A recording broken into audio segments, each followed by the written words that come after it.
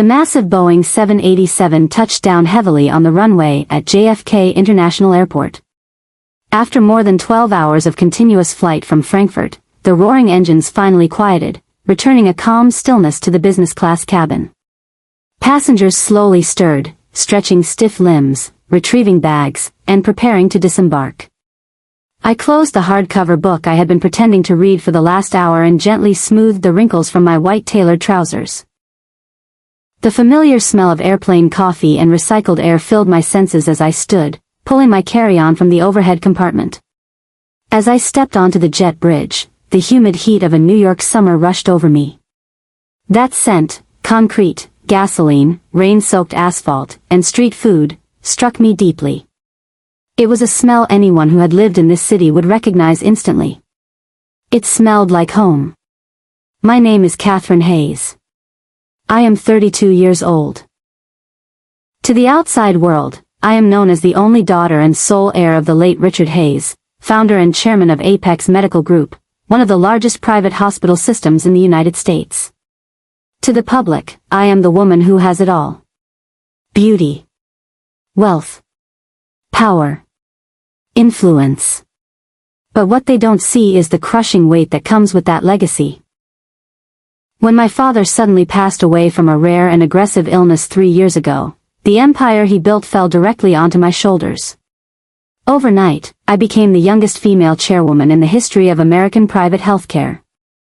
And overnight, I learned that wealth doesn't protect you, it exposes you.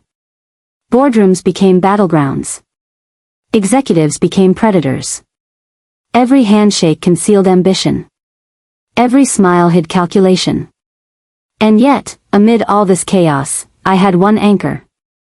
My husband. Mark Thompson. Handsome. Charismatic. Silver-tongued. The perfect public CEO.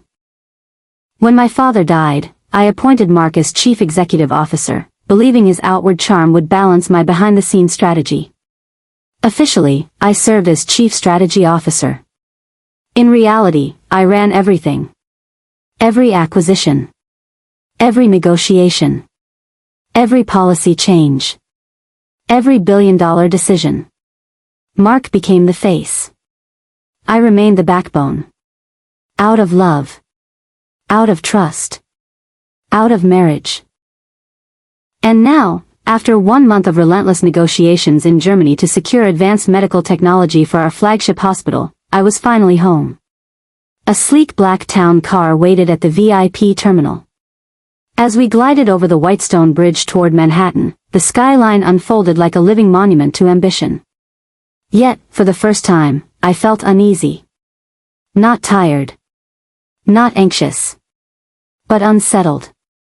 Something didn't feel right. Instead of going home, I made a spontaneous decision. Take me to Apex University Hospital, I told the driver. He nodded without question. I wanted to see. Not reports. Not presentations. Not rehearsed updates. I wanted to witness the hospital with my own eyes. Apex University Hospital stood tall on the Upper East Side. 20 stories of blue-tinted glass gleamed beneath the afternoon sun, reflecting clouds like floating dreams. This building was my father's life. His heart. His soul. As I stepped inside, I chose the public entrance instead of the private executive hallway. The lobby buzzed with controlled chaos. Doctors rushed past. Nurses coordinated patient transfers. Families whispered prayers. Monitors beeped. Phones rang. Announcements echoed overhead. This was life. This was medicine. This was humanity. Then I saw him. Dr. David Chen. Head of cardiology.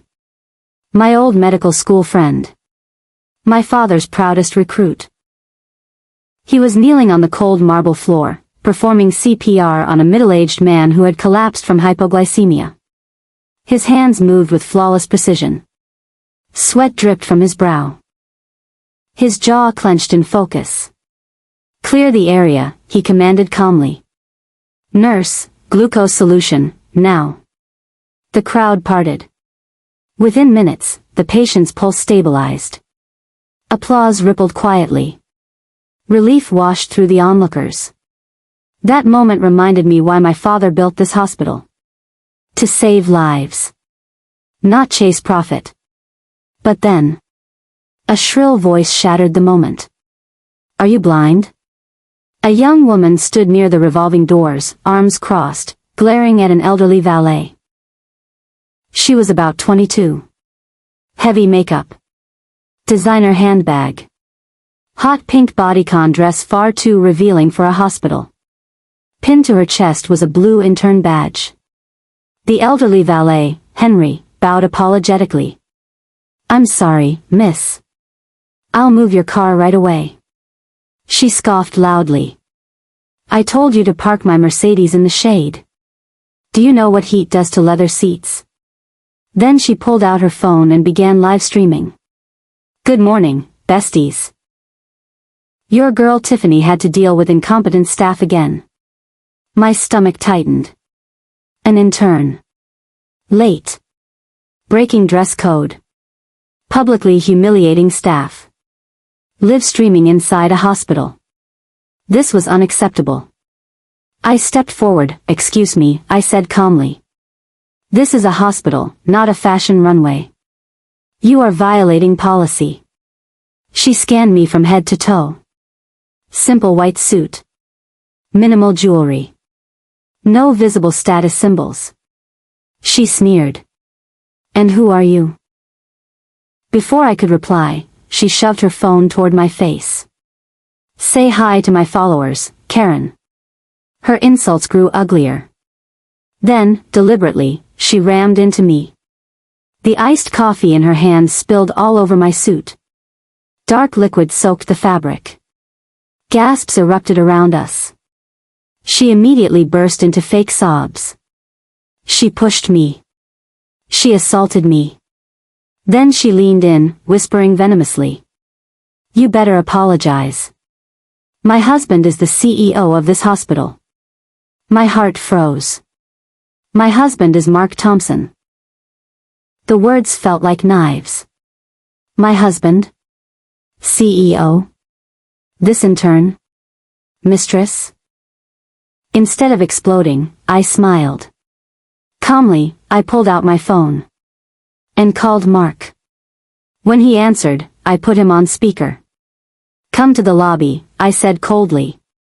"Your new wife just threw coffee on me." Silence. Then panic. 5 minutes later. Mark arrived.